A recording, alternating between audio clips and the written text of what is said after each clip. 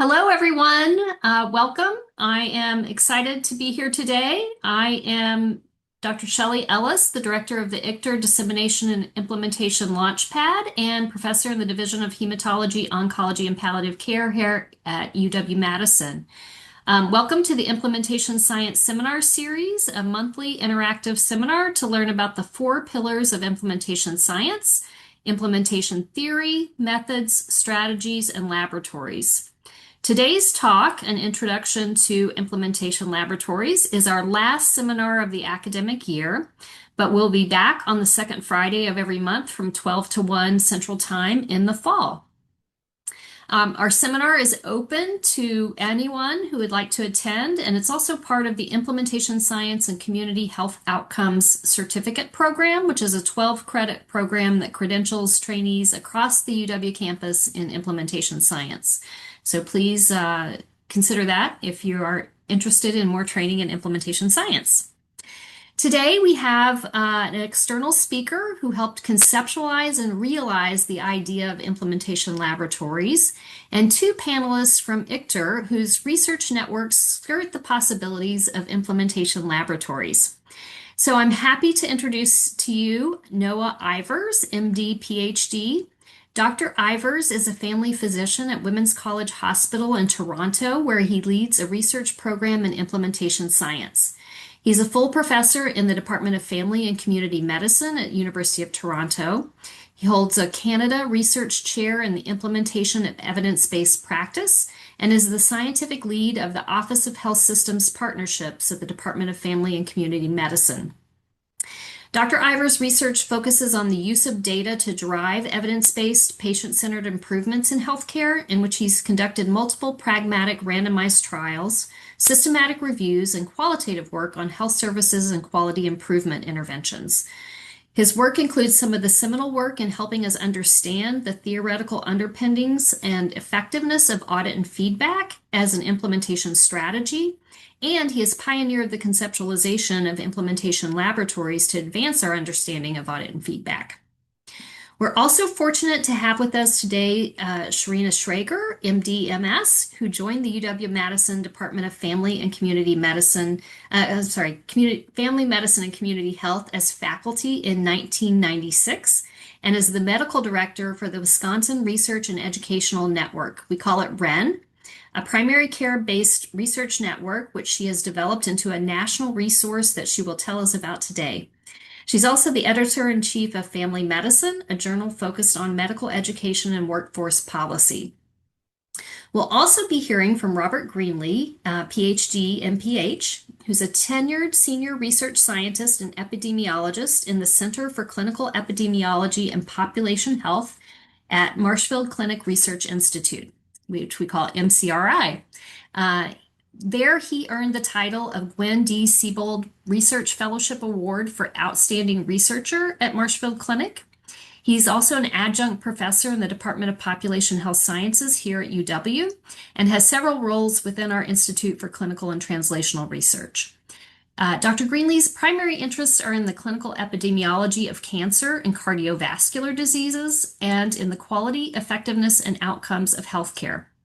Throughout his tenure at MCRI, he's built infrastructure to position Marshfield Clinic as a potential implementation laboratory, and his work is one of the strengths of the UW-MCRI collaboration that attracted me to move to UW a year ago. So I'm very excited and pleased to have these stellar presenters today, and at this time, I will turn it over to Dr. Ivers. If you have any questions or comments, please put them in the chat and we'll respond to it within the seminar. So thank you. Wow. I would first like to say thank you for that introduction and for making me sort of blush. I would like to announce that I didn't write that introduction.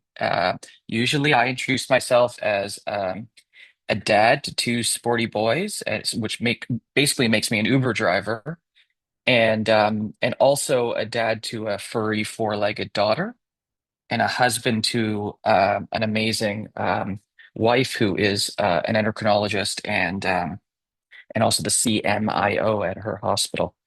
And so it's a busy household.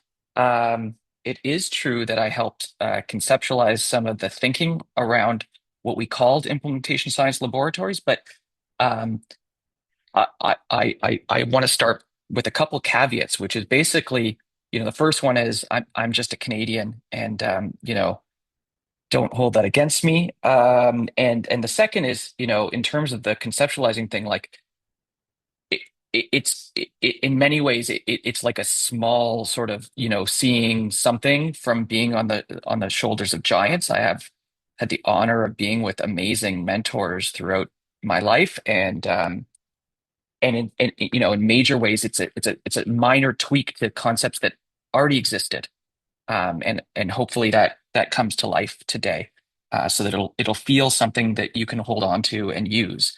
Um, so I will talk about some motivating examples. I'll give you sort of three about where this concept came from.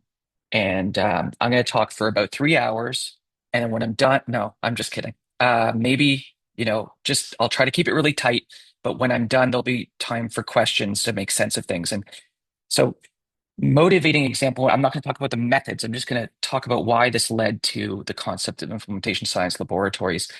We had this wonderful integrated knowledge translation project with um, with provincial districts, and um, we wanted to improve antipsychotic and long-term care homes.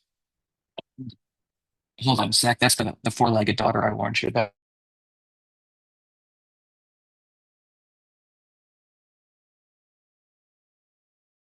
Um, And so this is a major problem for a decade or more. It turned out Ontario was one of the worst jurisdictions in terms of prescribing these antipsychotics. Basically, what happened was historically restraints were used, physical restraints, and somebody came along and said, "Hey, that seems wrong." And so ultimately, that got translated into chemical restraints, which is what the antipsychotics basically were functioning as. Um, and it turns out antipsychotics, when used in these ways, increase the risk of death and other bad outcomes. So not such a good thing. Um, and so we wanted to do work to try to reduce the use of antipsychotics and try to do other more appropriate things to help calm, agitated people in long-term care or nursing homes. We organized with the decision makers in the province to randomize the nursing homes, which is always a difficult thing to convince them to do because there's political risk when you do that, and because um, they want to give the intervention to everybody. Um, and so we successfully convinced them of that. We successfully convinced them that we should embed a bunch of qualitative interviews to understand not just whether it worked, but how and why. So, a fulsome program evaluation informed by implementation science. And, you know, we were really proud of that, but it required a fair bit of compromise. We had no full control over what the intervention strategy was, or exactly how we could, organize the randomization, because there was politics involved.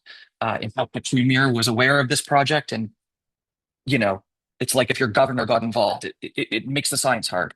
Um, I think the government needed to make decisions actually faster than we could collate the rigorous evidence. And most importantly, by the time we got the evidence, we could say a lot about what we learned, but then the government was on to their next thing. And so the team disbanded, and there was no commitment to a sustained kind of programmatic approach to making care better in these long-term care homes. And that was exceedingly frustrating for somebody who really cares about, the experience of patients or residents in these settings. Okay, put that aside. There was this other experience. It was mentioned that I've done a lot of work on the concept of audit and feedback, that is, measuring clinical performance and giving those measures back to clinicians and teams and organizations so that they can do better. And it turns out that we knew decades ago that this works.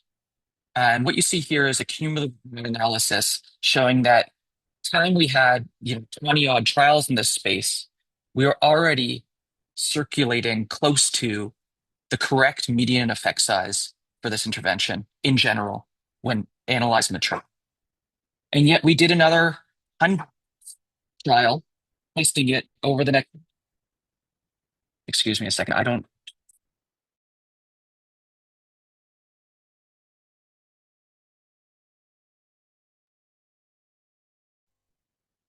sorry Noah, about just that. so you know, Usually, you're you're cutting in and out just a little bit too, oh, just so you really? know.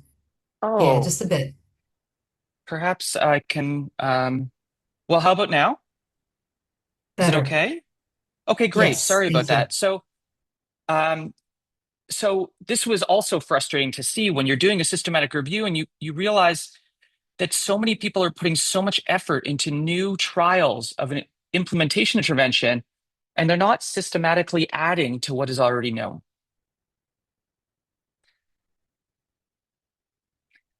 If we wanted to systematically add to what was already known, what we need to do is answer this kind of holy grail question, not just whether it works, but who would respond best to what kinds of intervention, to a different way of doing audit feedback, perhaps, or different co-interventions.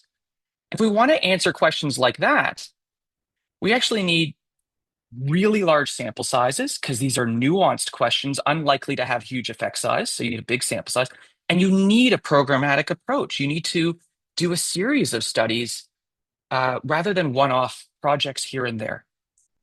And so once again, I was back to this concept about, wait a minute, we need a programmatic approach. And the third motivating example comes from, before I was alive, this amazing person called Don Campbell, who contributed to the best textbook I've ever read on health services research, talked about an experimenting society. The idea, again, of a programmatic approach to constantly test. And actually, we see that now in, big firms like Google and Amazon. They're constantly doing A/B tests on us. What will make us click through to buy that product or click through to the ad? And this is something we should maybe use in our field. Um, so that raises the question, where does implementation science research happen? Like in other kinds of research, basic research, there is a laboratory. There's a place where experiments happen. But for us, the research happens typically in the field. We're for me, I'm interested in how doctors behave and how we can make that, their behavior more aligned with the evidence more often. So that means my research needs to happen in clinics. Um, and so that's my laboratory. How do we create a sustained place where we can test implementation science questions? Basic scientists don't like every grant have to buy brand new pipettes and Bunsen burners. They get to reuse them. And, we need to build laboratories that also can be reused in a sustained programmatic way. At least I don't think they buy new Bunsen burners. I don't actually know. Um, so I won't belabor this point, but basically we need a new way of working if we want to advance the field rather than do all these one-off projects. So my mentor and generally, just amazing human being, Jeremy Grimshaw and I wrote this article a number of years back talking about rather than wasting resource and time with one-off projects over and over, what we really need is implementation science laboratories. And if we built one of those, we could do a systematic programmatic approach to optimizing interventions, understanding why those interventions might optimize their impact. So for instance, as you see in the diagram on the right, you could start with an audit and feedback intervention and then test whether some version of it worked a bit better. And if it did, it could become your new standard. And you could, the next time around, test again whether adding something to it makes it work better. And you might find in that case, that was not a cost-effective path forward. So you might revert back again and then try something else again. And this is what Amazon and Google do. And we should do too, because we could advance our knowledge better.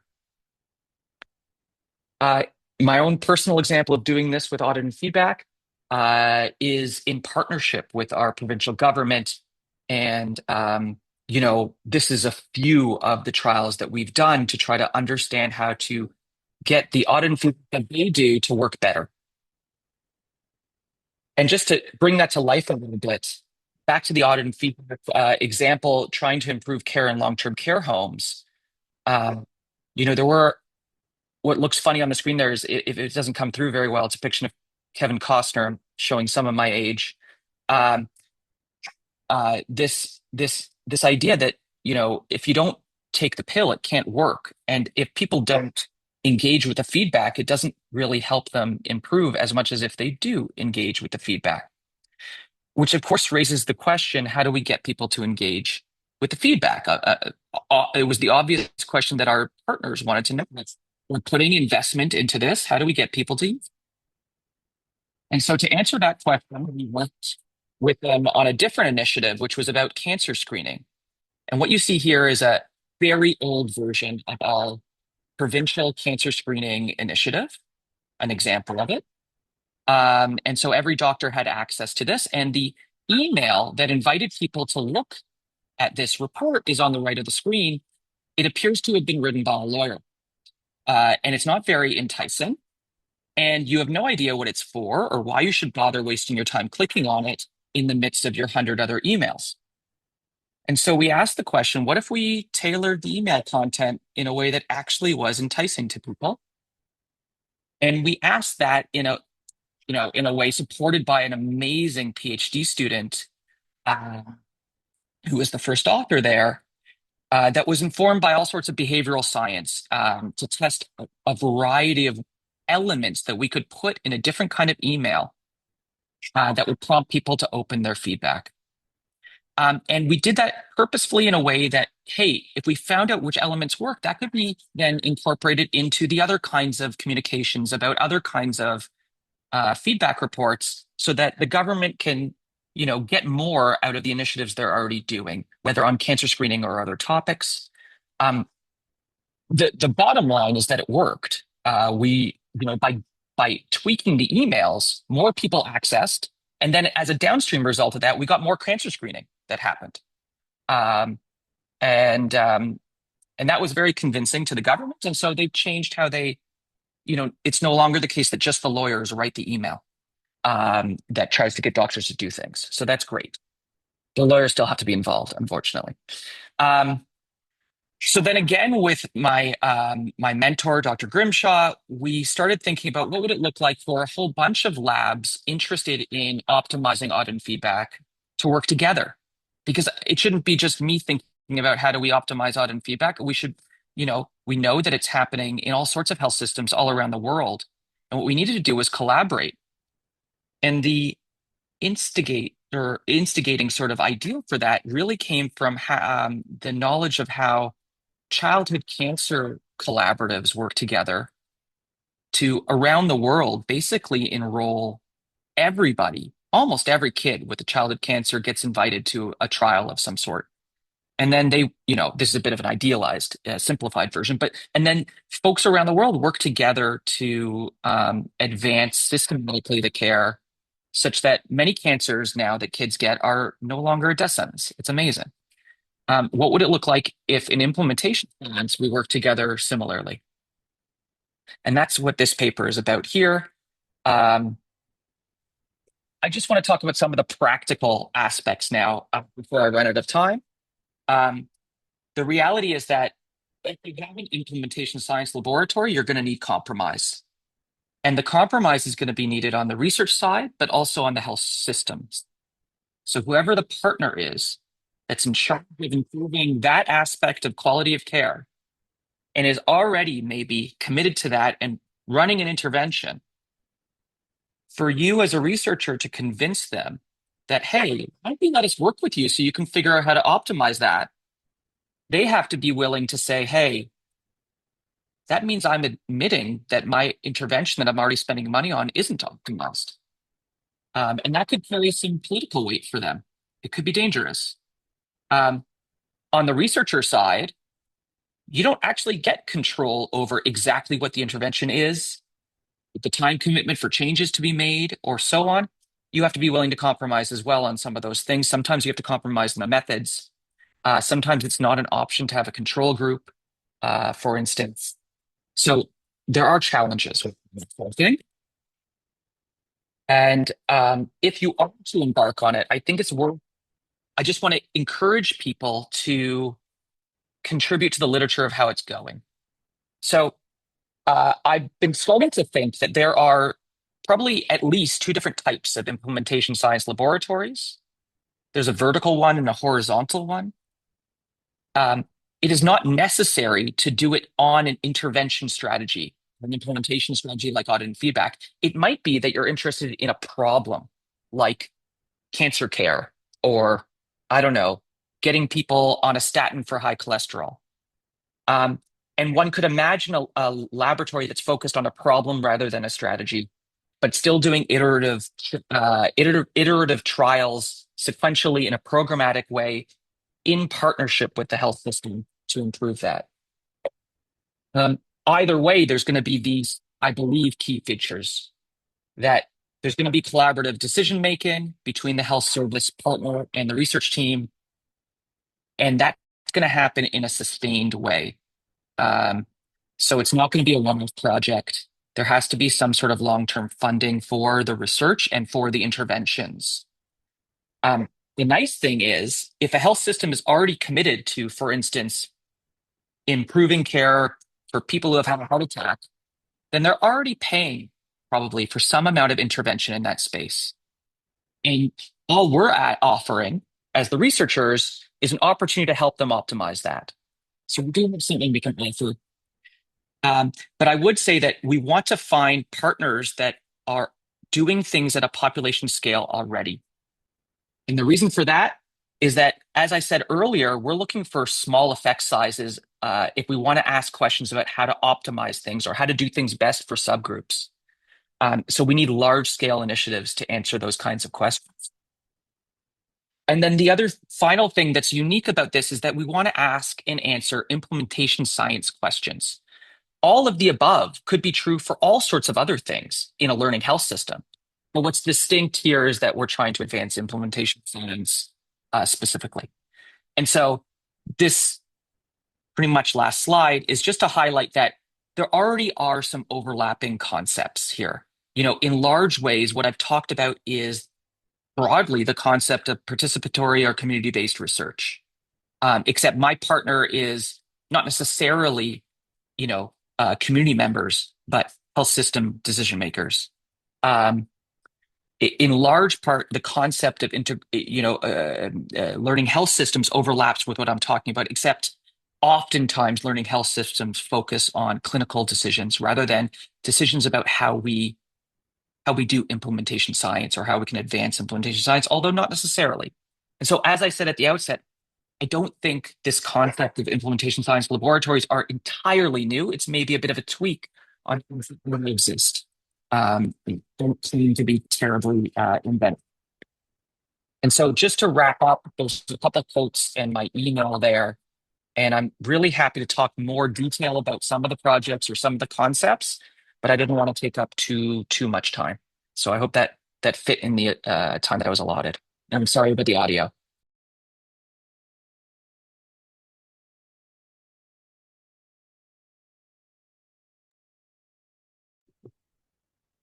Excellent. Great. Thank you. And Anne is going to pull up the slides that Serena brought. And Serena is going to tell us about Ren and her perspective from a PBRN. Wonderful. Thank you. And thanks for having me. I'm going to take things from the sort of theoretical to the practical. Practice-based research networks work in individual practices, sometimes health systems, to really implement studies that are important for clinicians and the communities they serve. Next slide. So REN is a primary care practice-based research network, and we conduct translational research in real-world primary care clinics throughout Wisconsin. Next slide.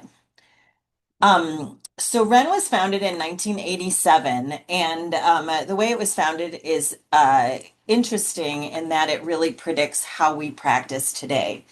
A group of family physicians got together.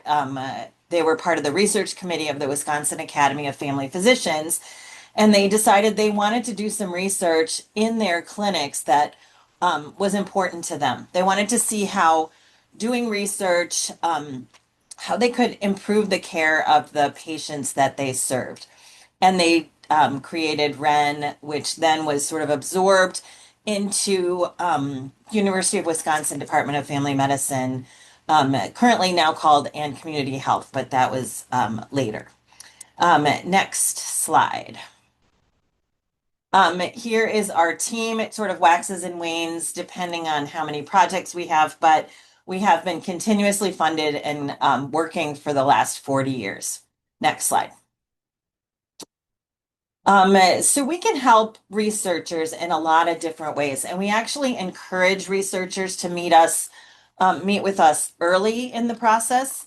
Often we find ourselves being kind of the naysayers when people pitch studies to us because we say that won't work in a busy primary care clinic, and you can't ask clinicians to do that, or you can't ask rooming staff to do that. We can help people develop a research plan that will be practical and implementable within a busy primary care clinic. We work with a lot of different clinics around the state. Next slide. We usually, when we're going into these meetings, think about three different things. We're really focused on pragmatic trials. So the idea of a pragmatic trial is that really you can't control for everything. You could be working in a clinic and they change EMRs, or the clinic manager goes on parental leave, or one of the clinicians gets sick. Things happen. And if you need to study an intervention in a busy clinic like that, if you want to be able to predict whether it's going to work in real life.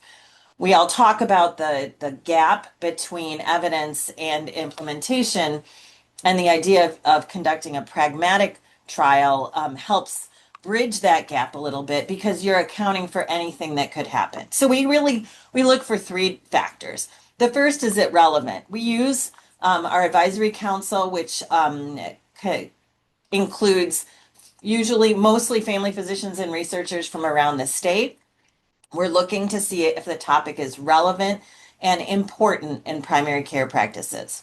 Is it feasible? Can the project be done without significantly disrupting the care process? And if it's going to interrupt the care process or disrupt the care process, what can we do to mitigate that? Is there funding? Can we hire new staff? Can we develop some infrastructure to mitigate that disruption? And then the third thing, and this is a reality, is that we need enough funding. We need to be able to compensate the practices. We usually pay for FTE for clinic champions and sometimes staff if we're going to be interrupting their care processes. Next slide. So practice-based research networks in general look to really answer community-based questions, translate research finding into practice, and engage clinicians in research and quality improvement. Next slide. Here is a picture of the state of Wisconsin with markers for clinics that we've worked with in the past. You can see we have a pretty good geographic representation. Over the last 40 years, we've worked with a lot of independent clinics, health systems, FQHCs throughout the state. Next slide. So one of the ways to sort of upscale practice-based research is to work with a network of networks. And one of the networks we work with is called Meadowlark, and a lot of people have bird analogies and bird names. So they have a nice bird logo. Meadowlark's been around for about 10 to 15 years, and it's a network of 7 practice-based research networks throughout the United States and Canada. And the idea of a network of networks is increasing the generalizability of your studies. So if we're just working in Wisconsin, we can say this project worked in Wisconsin-based clinics, but if we can work on clinics with Meadowlark, we can upscale the generalizability. Next slide. We've done two large projects with the Meadowlark team. One was looking at advanced care planning, and that included all 7 PBRNs. The other one was looking at an intervention to prevent eczema in newborns, and that was among the 5 US-based PBRNs. It turns out that the NIH sort of balks at supporting studies that occur outside of the United States. Next slide. So the second network of networks is actually a new NIH opportunity, and that in September of 2024, Ren was designated as one of the NIH Care for Health rural research hubs.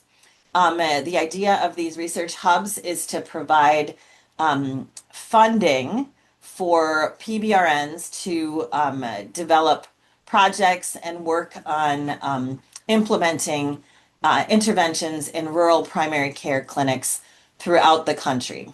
The future is we're working on developing protocols that all of the networks can work on together. Next slide.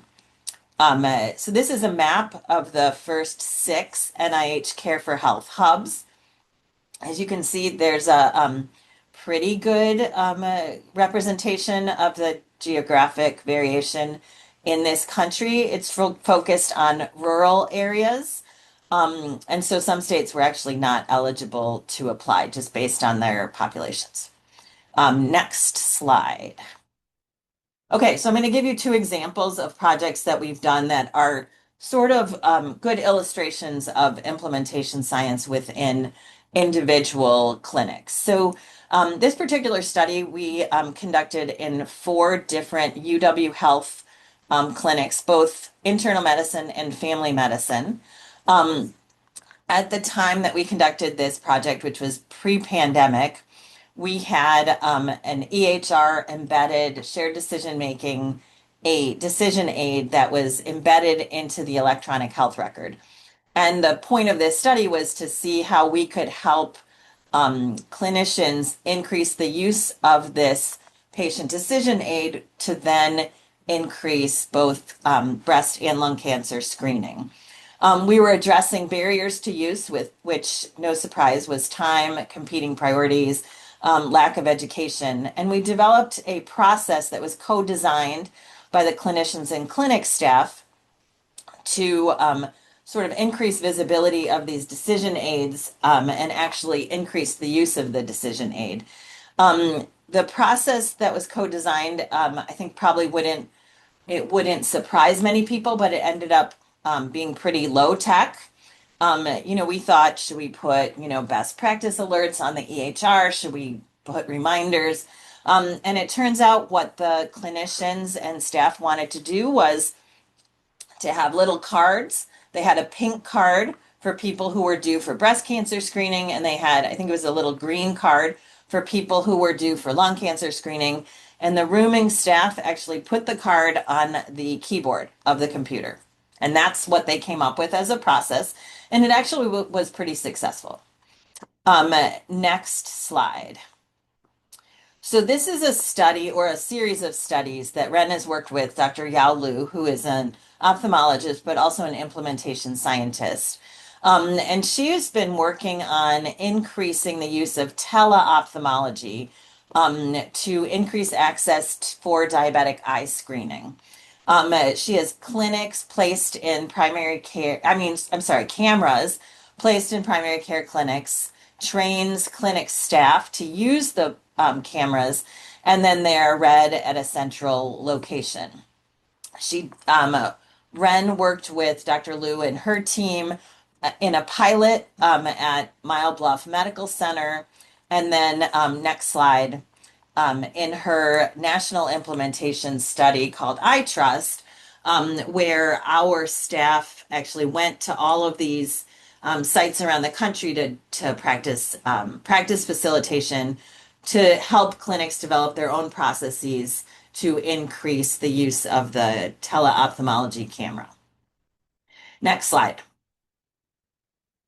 I think that is it for me. So here is contact information for Ren, and we'd be happy to talk to people about future studies. Thank you.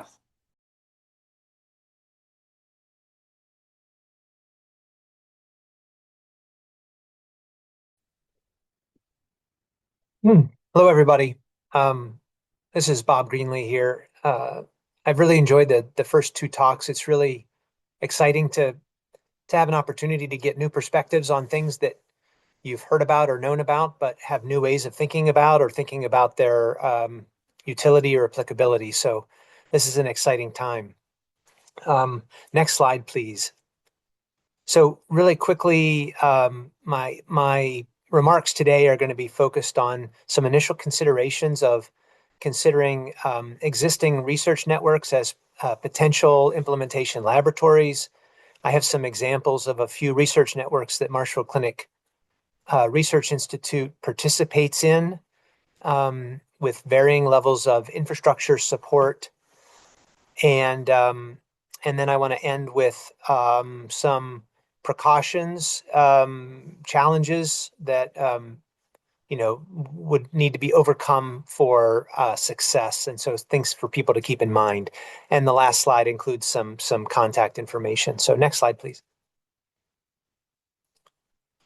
So this one's sort of the pro slide. The slide toward the end is more of a caution slide, but recognizing that it isn't going to be easy to develop large scale implementation laboratories out of whole cloth. It seems reasonable to think that adapting the capacities of existing networks could be one way to do this. And research networks of the likes that we participate in at Marshfield Clinic Research Institute have a number of features that seem reasonably well matched to what the needs of an implementation lab would be. Definitely focused on practice-based delivery of care. This is the sort of environment or the universe in which we work. Investigators and teams are embedded in those practices or systems, which gives them sort of greater sort of facility with the interaction and information with those practices. There are a number of pre-existing collaborative efficiencies that have been developed in research networks that have been around for a while, including common standardized data repositories, the ability to define specific patient cohorts based on patient characteristics. Data sharing agreements are already in place for many of these networks. Contractual templates facilitate efficient multi-center funding, and often there are existing deferral agreements so that IRB, human subjects protection, be done efficiently as well. In most of these networks where there's embedded researchers within health systems, there's already an interface with clinical and system leaders that can be leveraged for evaluating the potential for given projects to be good ones. And there's many opportunities to take advantage of existing patient or community stakeholder engagement that's in place or could be built to scale for particular projects. Next slide, please. So I have just sort of three existing networks that I'd like to mention. One is Marshfield Clinic itself. Some of you, those of you from the area, may be well familiar with Marshfield Clinic. Others may not. We've been around since 1916. We've recently become a region within Sanford Health, but Marshfield Clinic serves Upper Wisconsin and a small slice of the UP of Michigan, 60 clinic locations, 11 hospitals, 1,600 providers. And so essentially, Marshfield Clinic can be a de facto practice-based research network, not unlike the sort of much more formal PBRN of REN that was just described a moment ago. We have a research institute that can facilitate trying to do implementation research in our clinic locations. We have existing formal scientists working full-time in the research institute and staff to support that. but there's also a good number of clinicians and clinical staff that are on record with the IRB as participating in research. We have a number of specific areas that we're particularly interested in at Marshall Clinic Research Institute, but that doesn't preclude the ability to tackle other types of projects. And importantly, I think for implementation science, we have a regular research coordinator presence in a good number of our clinic locations, as well as reserved patient or participant seeing space to facilitate things like enrollment or information collection or interventions, and can build additional capacity in other locations across our system as well. Next slide, please. One particular piece of Marshall Clinic Research Institute work that sort of goes beyond an informal research network is our participation in the National NCI Community Oncology Research Program, and their segment of that is focused on cancer care delivery research. And so our role in WinCore is supported infrastructure-wise from the NCORE program at NCI. It leverages the fact that our oncology department also serves as our cancer care research center in the Research Institute. And the goal, of course, of cancer care delivery research in general is to improve patient outcomes and well-being by intervening on those factors at the patient, clinician, and organizational level that influence care delivery and outcomes. The way that one sort of gets going in NCORE and CCDR in terms of proposing projects is working with the funded research bases that NCI funds to sort of generate research ideas and promulgate them through the community oncology programs. And the list of research bases are named here. And then I've just bulleted a few very small number of examples of CCDR projects that have been happening in NCORE. And they're definitely the kinds of questions that could lend themselves to a more rigorous, large-scale implementation laboratory approach, as Dr. Ivers described earlier. Next slide, please. The second network I'd like to talk about is the Healthcare Systems Research Network. Marshall Clinic Research Institute is one of 19 members of this network of research programs embedded within large integrated healthcare delivery systems. Across the 19 research shops, there are over 2,000 scientists and research staff working on objectives that they're interested in their own institute and in regional collaborations with community and academic partners, but also with larger national research networks like HCSRN. Research in this network is oriented around epidemiology, quality and outcomes. There's a good number of healthcare economists. There's sort of traditional and pragmatic trials happening, interest in genomics research. There's an interest group that's quite busy in the patient engagement in research space. And as you might expect, a lot of growth and development in the data science area as well over the last couple decades. The HCSRN desires to foster collaborative research amongst its members and with external partners through having things like large defined populations, including those with individual observation periods that make some research much more functional than without having individual observation time.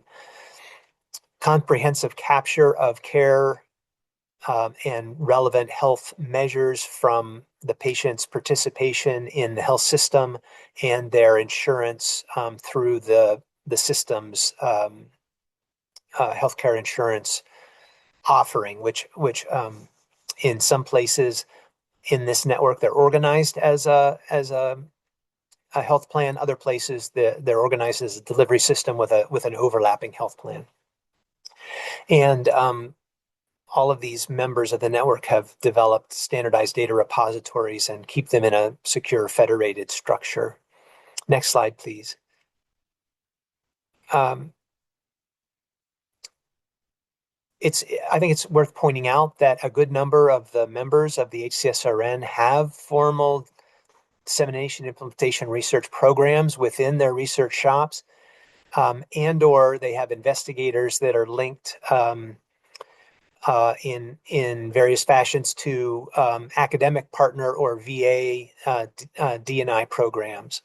And at the HCSRN's annual conference in the spring, over the past handful of years, there have been pre-conference workshops focused on implementation science, on pragmatic trials, on patient engagement in research. And these all seem to be things that might be relevant in fostering advancement of implementation laboratory ideas. One of the great successes of the HCSRN has been getting the federal funders to provide large multi-year, multi-site consortia funding to support infrastructure and projects in particular topic areas, which are shown here.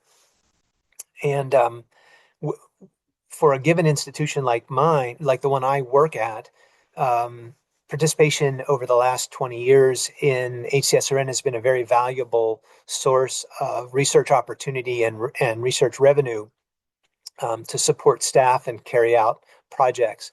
We've been involved in over 60 projects since we joined.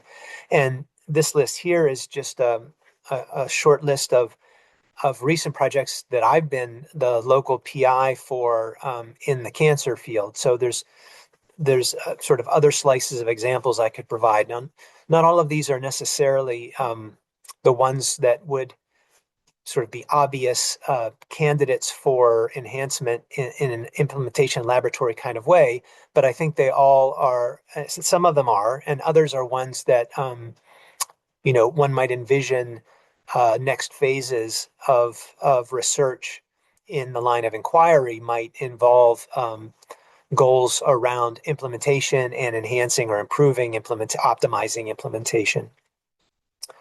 Next slide, please. And then the third network I want to mention is the Greater Plains Collaborative.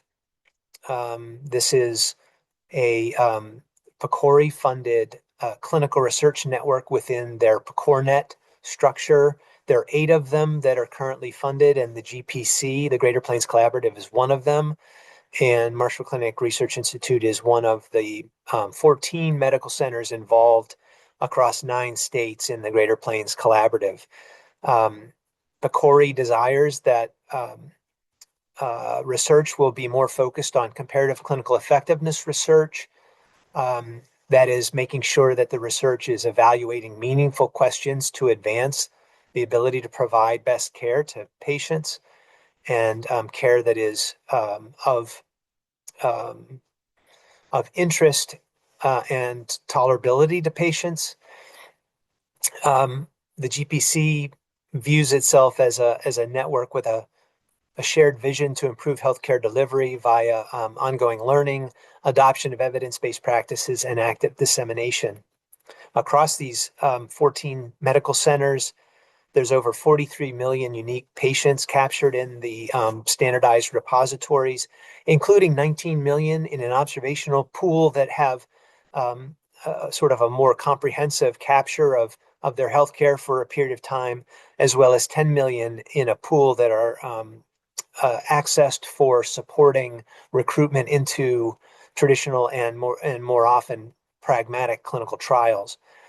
Standardized data is held in the PCORNet common data model. And in addition, the GPC has predefined a number of disease-specific or health-specific study cohorts already with IRB approval for supplementation with CMS claims data to round out capture of pre and post diagnosis characteristics. And those topics are listed here: ALS, breast cancer, obesity, dementia, and transplants. Next slide, please. I have just a another sort of roster of studies that the GPC supports. A number of these are pragmatic trials, including one, for example, lipid lowering in older adults. Marshall Clinic is participating in that one. One of the features of these networks is that not every member necessarily participates in every project, but rather those that are perhaps best suited to engage in the particular topic are the ones that sign up and get the project going. Next slide, please. So this is my slide that is the sort of cautionary slide. Dr. Ivers had a cautionary slide as well, and I think some of the ones I mentioned are similar. I think it's important if we're thinking about existing research networks as a possible venue for future implementation laboratory. We have to recognize that not all networks are the same, and they have a range of their own research capacities, strengths, and interests. And implementation science or implementation research fits differently in different networks to varying degrees. There's definitely a different level of infrastructure support that's available in different networks. Some are explicitly funded to support the development and launch of research. Others are just sort of volunteer groups that are anxious to find ways to work together. And others, for example, the Marshall Clinic example I gave at the beginning, really the practices in Marshall Clinic are there to deliver care, and it really takes additional efforts to find ways to engage those clinic practices in participating in implementation research. Particularly for networks that are networks of research groups, there's going to be a need to interface with locally embedded researchers or research team members in order to build trust and serve as an interface with the delivery system that might be relevant for the research. This is true for any kind of sort of clinically oriented implementation science, critical to pursue topics that are aligned with what the clinic or the system thinks it wants to do, and similarly have a recognition of the importance of clinical champions in the practices where we want these interventions to happen, and preparing for the potential need to adjust. That's been mentioned earlier as well. So I would move on to the last slide just to point out that I am supplying the ways to reach out and contact these different research networks if someone is interested in their general background or capacity, or the particular pursuit of research or building implementation laboratory capacities in the future. Thank you very much. Great, fantastic. Thank you so much. And thank you all, thanks to all of you. This has been really, really enlightening, and um, demonstrated some resources that I didn't even realize that we had here. And I'm thinking that we probably need to put together a resource directory to help people navigate these different opportunities. So I think this is really great. One of the questions that came to mind as you all were talking, and kind of maybe links the three presenters, is I'm curious about the infrastructure. And Dr. Greenlee talked a lot about the infrastructure that was available through Marshfield and some of these networks. But I'm curious about what infrastructure you have, Dr. Ivers, in your lab in terms of like data infrastructure. And then it sounds like in the REN PBRN, there isn't necessarily a common data infrastructure, although I might be wrong, but there's a lot strong social infrastructure among the clinics. And so I'm wondering if you guys could comment on those different types of infrastructure that might be involved.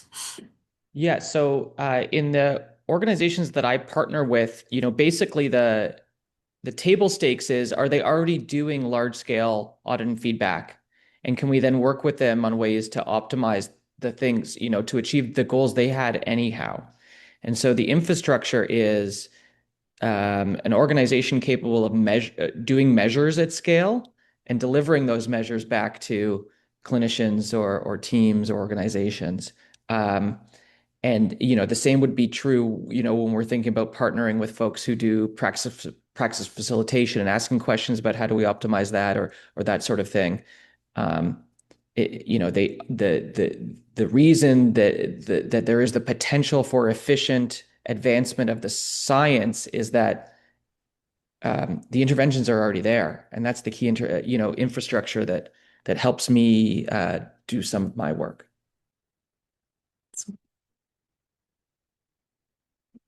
Dr. Schrager?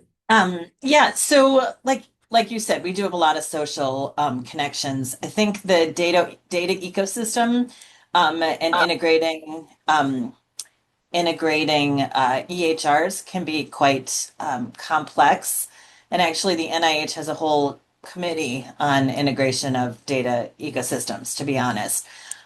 We've been fortunate that a lot of our work in Madison and sort of a lot of Wisconsin, everybody uses the same electronic health record. So it's made it a little simpler to all work together on that kind of data infrastructure. But that becomes complex when you're working with multiple different systems, all using different IT support systems.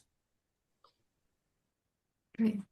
So two other things that I heard across the different talks, and maybe we will pick these up as threads to bring into our seminar series next year, but the idea of community-based participatory research and thinking about that and all of the great things that especially folks at UW do in that realm, but thinking about that in terms of the health systems as your community-based partners and involving research in that thread, in that vein.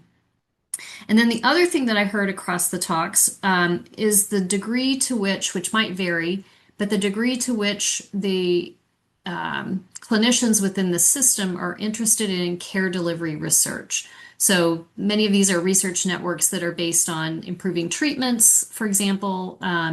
But, I was curious about the degree to which some of the origin of REN in particular was maybe interested in care delivery research. And so you're welcome to comment on that if you'd like, or we could pick it up next year in our seminar series. So thanks, Shelley. I mean, that's like a long answer that we probably don't have time for, but yes, I mean the low tech way that the clinicians started doing research, they did what are called card studies, right? Where you walk out of a room and you write something down on a note card and then put it in a box, and that was the beginning of the observational trials that they were doing, trying to figure out what works best in primary care. But we could certainly have a conversation about it in another time. Thank you. Great. Yeah, thank you all. Thanks to all the speakers. And please fill out your evaluation form for today's topic, but also to give us ideas about as we're planning for next year's topic. And I appreciate everyone's contributions for this entire year. So thank you all very much. Thanks for having me.